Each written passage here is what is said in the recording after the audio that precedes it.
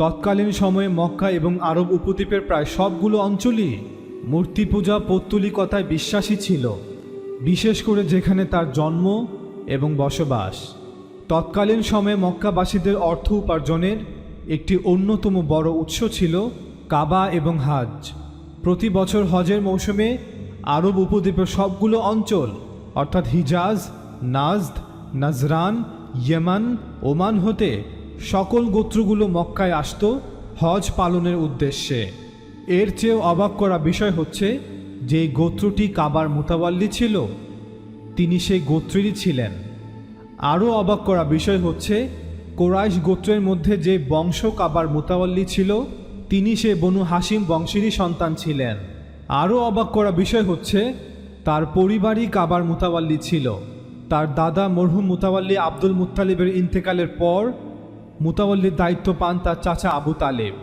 মুহাম্মদ সাল্লাল্লাহু আলাইহি ওয়াসাল্লাম চাইলে সহজেই আবু তালিবের পর কাবার মুতাওয়াল্লি হতে পারতেন, বরং তিনি ইতিমধ্যেই মক্কাতে ব্যাপক সুনাম অর্জন করেছিলেন, যাকে সবাই এক নামে চিনত, আল আমিন, অর্থাৎ মক্কার সবচাইতে বিশ্বস্ত লোক, যিনি কখনো মিথ্যা বলেন না।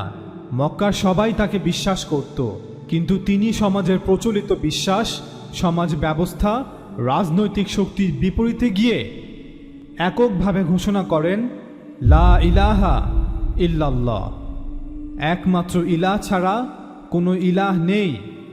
অর্থাৎ সমাজের সকলের বিশ্বাস তাদের মূর্তিগুলো মিথ্যা এবং অচল। মুহাম্মদ সাল্লাল্লাহু আলাইহি ওয়াসাল্লামের কথা মেনে নেওয়ার অর্থ হচ্ছে মক্কাকে অন্যান্য সকল গোত্র থেকে বিচ্ছিন্ন করে ফেলা, কারণ আরব উপদ্বীপের বিভিন্ন গোত্রগুলোর পক্ষ হতে বিভিন্ন মূর্তি যা কাবার ভিতরে রাখা ছিল সে সব সরিয়ে ফেলতে হবে। ফলে মক্কাকে কেন্দ্র করে সকল আয়োজন আগমন বন্ধ হয়ে যাবে, কারণ কাবা হতে সকল মূর্তি বের করে ফেললে কোনো আরব গোত্রই আর মক্কাতে হজ করতে আসবে না। উল্টো কোরাইশরা, মক্কাবাসীরাই গোটা আরব জাতির প্রতিপক্ষ, শত্রুতে পরিণত হবে, আর হজকে কেন্দ্র করে সকল ব্যবস্থাও বন্ধ হয়ে যাবে। এক কথায় মুহাম্মদ সাল্লাল্লাহু আলাইহি ওয়াসাল্লাম গোটা সমাজ বিশ্বাসকেই, গোটা সমাজ ব্যবস্থাকেই চ্যালেঞ্জ করেছেন। গোটা সমাজের বিরুদ্ধে গিয়ে একা দাঁড়িয়েছেন, যা তাকে কোনো আর্থিক সুবিধা তো দূরের কথা, বরং তিনি এখন তার জীবনকেই হুমকির মুখে ফেলে দিয়েছেন। এবং তাই হয়েছিল। তাকে মৌখিকভাবে, শারীরিকভাবে একাধিকবার আঘাত করা হয়েছিল, সমাজের সামনে বহুবার অপমান লাঞ্ছিত করা হয়েছিল। কোরাইশদের কথা ছিল, মুহাম্মদ ইবনে আবদুল্লাহ মুতাওয়াল্লি পরিবারের সদস্য হয়েও সমাজের মধ্যে বিভেদ সৃষ্টি করছে, সে আমাদের বাপ দাদাদের ধর্মকে মিথ্যা প্রমাণের চেষ্টা করছে। আপনি যদি মুহাম্মদ সাল্লাল্লাহু আলাইহি ওয়াসাল্লামের জীবনী পড়ে থাকেন তবে দেখবেন তার পুরো শৈশব আর কৈশোর কেটেছে অত্যন্ত দুঃখ কষ্টের মধ্য দিয়ে। আব্বা আম্মাকে হারানোর পর প্রিয় দাদাকেও মাত্র 8 বছর বয়সে হারাতে হয়। তারপর থেকে চাচা আবু তালেবের সংসারেই বড় হয়ে ওঠেন। কৈশোর বয়স থেকেই তার কর্মজীবন শুরু হয়। 24-25 বছর বয়সে যখন মা খাদিজা রাদিয়াল্লাহু তাআলা আনহার সাথে বিয়ে হয়, তখন জীবনে প্রথমবার একটি সুন্দর ও সুখের জীবন নতুন করে শুরু করেন। নিজের ও খাদিজা রাদিয়াল্লাহু তাআলা আনহার সাথে পার্টনারশিপে গড়ে তোলা ব্যবসাকেও ধীরে ধীরে বড় করতে থাকেন এবং তাদের সাংসারিক জীবনও আনন্দের সাথেই অতিবাহিত হতে থাকে। মা খাদিজা রাদিয়াল্লাহু তাআলা আনহা একে একে 6 জন সন্তান জন্মদান করেন। এখন প্রশ্ন হচ্ছে, কোনো মিথ্যাবাদী প্রতারক তার সচ্ছল জীবনকে হুমকির মুখে ফেলে এত বড় ঝুঁকি নিবে না, যেখানে সে এবং তার পরিবার পুরো সমাজের প্রতিপক্ষ হয়ে যাবে। সমাজের মূল ধারাকে আঘাত করে কোনো নেতা হতে পারে না। মূল ধারা সমর্থন ছাড়া কোনো নেতা সফল নেতা হতে পারে না, এমন কোনো নজির পৃথিবীতে নেই। একইভাবে সকলের ধর্মবিশ্বাসের বিপরীতে অবস্থান করে নিজেকে সকলের ধর্মবিশ্বাসের প্রতিপক্ষ করেও কেউ সফল লিডার অথবা সফল শাসক হতে পারে না, যদি না তার কাছে সম্পূর্ণ রাজনৈতিক, প্রশাসনিক ও সামরিক ক্ষমতা না থাকে। কিন্তু মুহাম্মদ সাল্লাল্লাহু আলাইহি ওয়াসাল্লাম ছিলেন একা, অসহায়, সাধারণ একজন ব্যক্তি। যাকে সাহায্য করার মতো কেউ ছিল না। মুহাম্মদ সাল্লাল্লাহু আলাইহি ওয়াসাল্লাম সকল আশঙ্কাকে উপেক্ষা করে দাঁড়িয়ে গিয়েছিলেন, সকল বিপদ আর ভয়কে স্বাগত জানিয়েছিলেন। মানুষ যখন 40 ঊর্ধ্ব হয়ে যায় তখন সে একটু শিথিলভাবে, শান্তিপ্রিয়ভাবে সহনীয় জীবনযাপন করতে চায়। বিশেষ করে যার স্ত্রী হচ্ছেন মক্কা নগরীর সবচেয়ে সম্পদশালী একজন নারী, যার নিজের ব্যবসাও ভালো চলছে, সুন্দর সুখী একটি পরিবার, তার তো কোনো ঝামেলা জড়ানোর প্রয়োজন নেই, অহেতুক বিপদ ডেকে আনার প্রয়োজন নেই। কিন্তু তিনি সাল্লাল্লাহু আলাইহি ওয়াসাল্লাম তাই করেছেন। পুরো সমাজকে তিনি একাই চ্যালেঞ্জ করেছিলেন। মক্কায় 13টি বছর তিনি অত্যাধিক দুঃখ কষ্ট, অপমান, লাঞ্ছনা এবং সবসময় মৃত্যু ঝুঁকি নিয়ে অতিবাহিত করেছেন। তার একাধিক সঙ্গীকেও হত্যা করা হয়। বহু সঙ্গী অনুসারীদেরকে একাধিকবার মারধরও করা হয়। অত্যাচারের হাত থেকে রক্ষা পাওয়ার জন্য 615 খ্রিস্টাব্দে মুহাম্মদ সাল্লাল্লাহু আলাইহি ওয়াসাল্লামের বেশ কিছু সঙ্গীকে ইথিওপিয়াতে শরণার্থী হিসেবে আশ্রয় নিতে হয়। 617 খ্রিস্টাব্দে অর্থাৎ নবুয়তের 7ম বছরে মুহাম্মদ সাল্লাল্লাহু আলাইহি ওয়াসাল্লাম সহ পুরো বনু হাসিম গোত্রকে সমাজ থেকে বয়কট করা হয়। 619 খ্রিস্টাব্দে তার প্রিয়তম স্ত্রী খাদিজা রাদিয়াল্লাহু তাআলা আনহা এবং তার একমাত্র রাজনৈতিক আশ্রয়দাতা তার প্রাণপ্রিয় চাচা আবু তালিবও ইন্তেকাল করেন। এত কিছুর পরেও তিনি পিছপা হননি। তিনি তার এক ঈশ্বরের বার্তা থেকে সরে আসেননি। আপনার কি মনে হয় একজন মিথ্যাবাদী প্রতারকের এত ধৈর্য আর সাহস থাকে? আর কেন তিনি মিথ্যা বলবেন? তার তো পুরো দুনিয়ায় ধ্বংস হয়ে গেছে। ঘরে 3টি কন্যা সন্তান, সারাক্ষণ নিরাপত্তাহীনতার মধ্যে দিন যাপন করতে হয়। সন্তানরা হচ্ছে একজন মানুষের সবচেয়ে বড় দুর্বলতা। কেন তিনি তাদেরকে এত কষ্ট আর বিপদের মুখে রাখবেন? এক ঈশ্বরের বার্তা প্রচার করার কারণে তার 2 জন কন্যা সন্তান রুকাইয়া রাদিয়াল্লাহু তাআলা আনহা এবং উম্মে কুলসুম রাদিয়াল্লাহু তাআলা আনহাকে তালাক প্রদান করা হয়। তারপরও তিনি তার দাওয়াত বন্ধ করেননি। আপনার কি মনে হয় এটা কোনো মিথ্যাবাদী প্রতারকের আচরণ? মক্কার পর তিনি তায়েফে যান, কিন্তু তাকে সেখানেও অপমানের সম্মুখীন হতে হয়। তাকে পাথর নিক্ষেপ করা হয়, কিন্তু তিনি থেমে যাননি।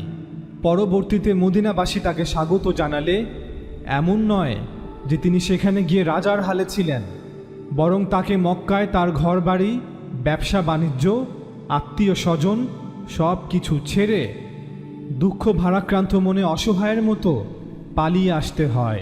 কোনো মিথ্যাবাদী মানুষকে প্রতারণা করার জন্য এত ত্যাগ স্বীকার করতে পারে না, বরং তিনি তো শুধু এক ইলাহর দাওয়াত দিচ্ছিলেন, যে ইলাহ মাত্র একজন, তার কোনো মূর্তি নেই, তার কোনো প্রতিমা নেই, তার কোনো শরিক নেই, অংশীদার নেই। মুহাম্মদ সাল্লাল্লাহু আলাইহি ওয়াসাল্লামের নবুয়তের আগের 15-16 বছর এবং নবুয়তের পরের 23 বছর তুলনা করলেই তিনি কে ছিলেন তা পরিষ্কার হয়ে যাবে। নবুয়ত প্রাপ্তির আগের 15 বছরে তিনি ছিলেন একজন সুখী, সুন্দর, সচ্ছল মানুষ, যার স্ত্রী মক্কার সবচেয়ে ধনী একজন নারী, যার ঘরে 4 জন কন্যা সন্তান, একটি সুখী পরিবার, যার দাদা মক্কার একমাত্র নেতা ছিলেন, যার পরিবার মক্কার সবচেয়ে সম্ভ্রান্ত পরিবার, যিনি তার বাকি জীবনটা আনন্দের সাথে একজন সফল ব্যবসায়ী হিসেবে কাটিয়ে দিতে পারতেন। কিন্তু নবুয়তের 23 বছরের প্রথম 13 বছর শুধু অপমান, লাঞ্ছনা, হুমকি, দুঃখ, কষ্ট, সমাজ থেকে বিচ্ছিন্ন, অসহায়, নিরাপত্তাহীনতায় কাটিয়েছেন। শেষ 10 বছর তিনি আরও বেশি কষ্ট ও অভাবে কাটিয়েছেন। পুরো পৌত্তলিক আরবের চোখের কাঁটায় পরিণত হয়েছিলেন। মদিনাতে তিনি নিজের জন্য কোনো প্রাসাদ তৈরি করেননি, বরং একজন সাধারণ মানুষের মতো জীবন অতিবাহিত করেছেন। মাটিতে বসে খেতেন, মাটিতেই ঘুমাতেন, যার ঘরে কোনো আসবাবপত্র ছিল না, যার ঘরে কোনো দিনার দেরহাম গচ্ছিত ছিল না। এমন নয় যে প্রতি বেলায় খাসির রান দিয়ে আহার গ্রহণ করেছেন। এমনও হয়েছে কয়েক সপ্তাহ তার ঘরে কোনো রান্না হয়নি, শুধু খেজুর আর উটের দুধ খেয়েই দিন রাত কাটিয়ে দিয়েছেন। যিনি মৃত্যুর সময় কোনো সম্পদ রেখে যাননি, সম্পদ তো দূরের কথা, সে সময় একটি দিনার অথবা দেরহামও তার সাল্লাল্লাহু আলাইহি ওয়াসাল্লামের ঘরে ছিল না। যিনি যুদ্ধ ব্যতীত কখনো কারো গায়ে হাত উঠাননি, তিনি কখনো মদ্যপান করেননি, যদিও তৎকালীন সময়ে পুরুষদের জন্য মদ্যপান অত্যন্ত স্বাভাবিক বিষয় ছিল। তিনি কখনো সিল্কের কাপড় পরেননি, তিনি কখনো স্বর্ণ পরিধান করেননি, কারণ তা মক্কার ধনীরা তাদের ঐশ্বর্য, শ্রেষ্ঠত্ব, অহংকার প্রকাশ করার জন্য পরিধান করত। তিনি কখনো মানুষের সাথে অহংকার আর দাম্ভিকতা প্রকাশ করে কথা বলেননি।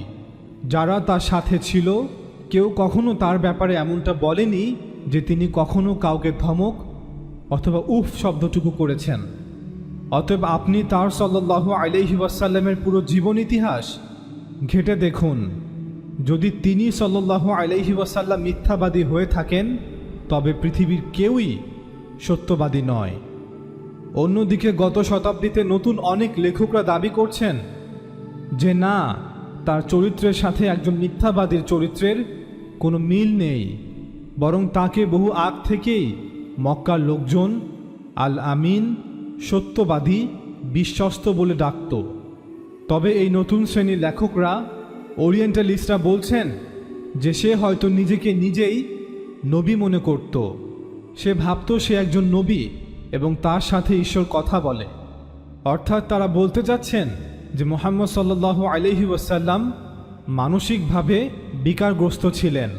তবে প্রশ্ন হচ্ছে, একজন পাগল লোকের পক্ষে কি এত সব কিছু সঠিকভাবে করা সম্ভব? ধরুন একটি ব্যবসা প্রতিষ্ঠান যেখানে প্রতি বছর শত কোটি টাকার বিজনেস ট্রানজ্যাকশন হয়, যেখানে হাজার হাজার শ্রমিক কর্মচারীরা কাজ করে। আপনার কি ধারণা এমন একজন লোক যার মানসিক ভারসাম্য পুরোপুরি স্থির না, সেই প্রতিষ্ঠান একদিনও চালাতে পারবে? অপরদিকে আল্লাহ রসুল সাল্লাল্লাহু আলাইহি ওয়াসাল্লাম 23 বছর ধরে একটি মিশন নিয়ে সামনে এগিয়েছেন এবং শত শত বাধা বিপত্তি, যুদ্ধ পেরিয়ে তিনি একটি মুসলিম জাতি, মুসলিম রাষ্ট্র এবং মুসলিম সাম্রাজ্য প্রতিষ্ঠা করেছেন, যার সাম্রাজ্যের ব্যাপ্তি ছিল পুরো আরব উপদ্বীপ জুড়ে। বর্তমান সৌদি আরব, ইয়েমান, ওমান, সংযুক্ত আরব আমিরাত। যিনি তার জাতিকে একটি সুবিন্যস্ত ধর্ম, ধর্মতত্ত্ব, ধর্মীয় দর্শন, আলাদা সমাজ ব্যবস্থা, আলাদা অর্থনৈতিক ব্যবস্থা, একটি পূর্ণাঙ্গ আইন ব্যবস্থা, একটি পূর্ণাঙ্গ সংবিধান, একটি সংগঠিত সামরিক শক্তি উপহার দিয়েছেন। যিনি 10 বছর অত্যন্ত বিচক্ষণতার সাথে, সফলতার সাথে রাষ্ট্র, সমাজ এবং সাম্রাজ্য পরিচালনা করেছেন। বিচ্ছিন্ন আরব জাতি গোষ্ঠী গোত্রকে একত্র করেছেন।